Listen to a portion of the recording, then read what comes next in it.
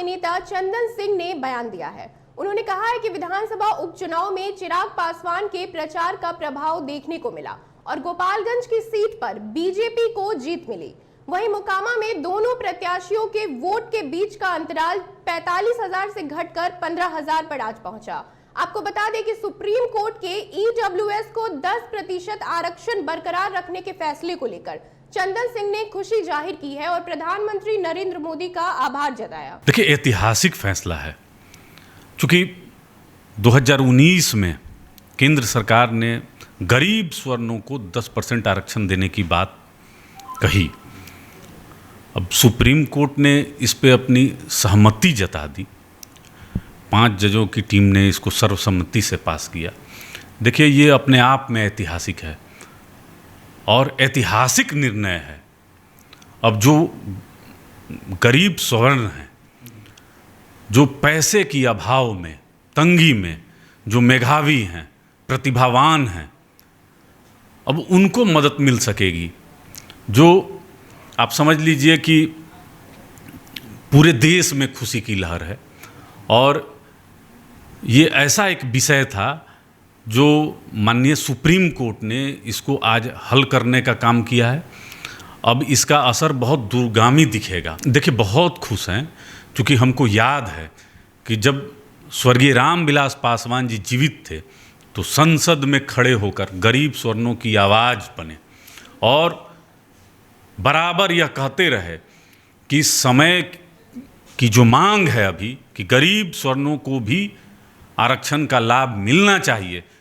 उन्होंने तो 15% तक की बात कही थी, लेकिन वर्तमान सरकार ने 10% देने का काम किया है। मैं मानता हूं कि यह ऐतिहासिक है और माननीय प्रधानमंत्री जी को जितना धन्यवाद दिया जाए वह कम है और हर एक दल को दलगत राजनीति और वोट बैंक की राजनीति से ऊपर उठ के इसका स्वागत करना चाहिए।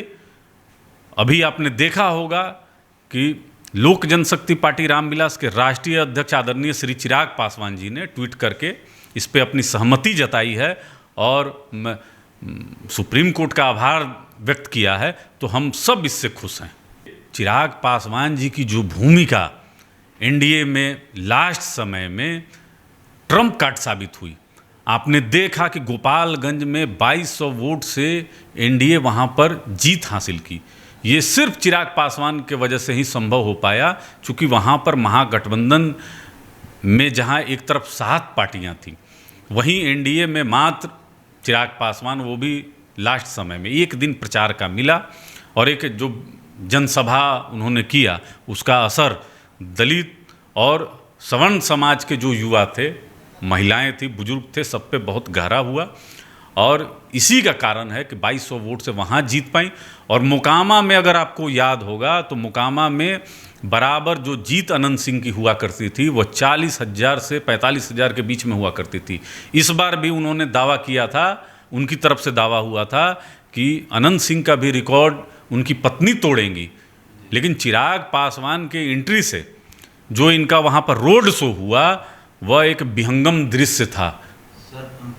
उसका असर इतना हुआ कि जीत की जो मार्जिन 40,000 हुआ करती थी वह 16,000 पे आके सिमट गई। भारतीय जनता पार्टी के शीर्ष नेताओं को यह आभास हो गया कि वर्तमान सरकार में जो इनके केंद्रीय मंत्री हैं आदरणीय श्री पशुपति कुमार पारस जी, वह दलित वोटों को ट्रांसफ़र नहीं करा पाएंगे।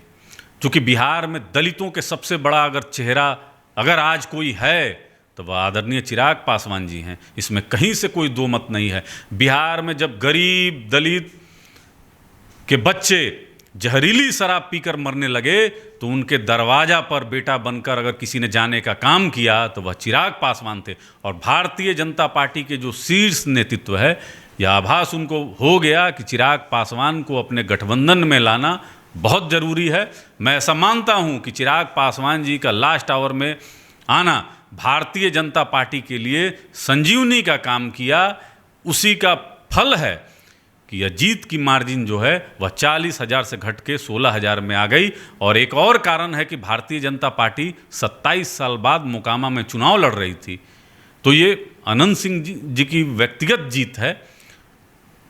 इसमें महागठबंधन की कोई भूमिका मुझे नज़र नहीं आती। देखिए, राष्ट्रीय जनता दल तो पहले ये तो बताए कि पिछले बार जो वोट आया था अनंत सिंह को और इस बार जो वोट आया है, इसमें कितना अंतर है? महज 1000 वोट का अंतर है, 1000 वोट की बढ़ोतरी है। तो ये वोट किसका है? ये माननीय मुख्यमंत्री जी का, जो गठबंधन में शामिल हुए हैं महागठबंधन में, उनका वोट है। एक समय था कि बाढ़ लोकसभा क्षेत्र के प्रतिनिधित्व करते थे माननीय मुख्यमंत्री जी, और उसी के अंतर्गत आता है मोकामा। तो ये तो अपने लोगों का भी वोट ट्रांसफ़र माननीय मुख्यमंत्री जी नहीं करा पा रहे हैं। तो इस चुनाव में चिराग फैक्टर बहुत बड़ा एक फैक्टर साबित हुआ है, और हमको ऐसा लगता है कि बिहार के राजनीति में एक बड़ा चेहरा चिराग पासवान निखर के सामने आए हैं। देखिए, ये तो भारतीय जनता पार्टी को अब तय करना है कि उनके लिए सबसे उपयुक्त कौन है। तो भारतीय जनता पार्टी ने, मुझे लगता है, वो स्पष्ट कर दिया है।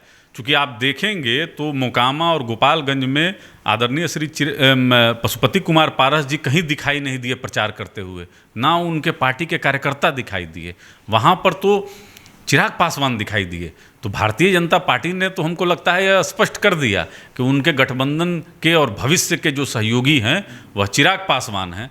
हमको ऐसा लगता है आने वाले समय में बहुत जल्द और बहुत कुछ क्लियर हो जाएगा। गठबंधन के सहयोगी तो अब स्पष्ट हो गया। आपको कहाँ दिखाई दिए? मोकामा या गोपालगंज में आप बताइए कि आदरणीय पशुपति कुमार पारस जी की कोई भूमिका नजर आई? जब वोट ट्रांसफर आप किसी गठबंधन में अगर नहीं कर पाएंगे तो फिर कौन आपको महत्व देगा? आप एसेट हैं या लायबिलिटी हैं, ये भारतीय जनता पार्टी तय कर लेगी ना, बहुत जल्द तय करेगी।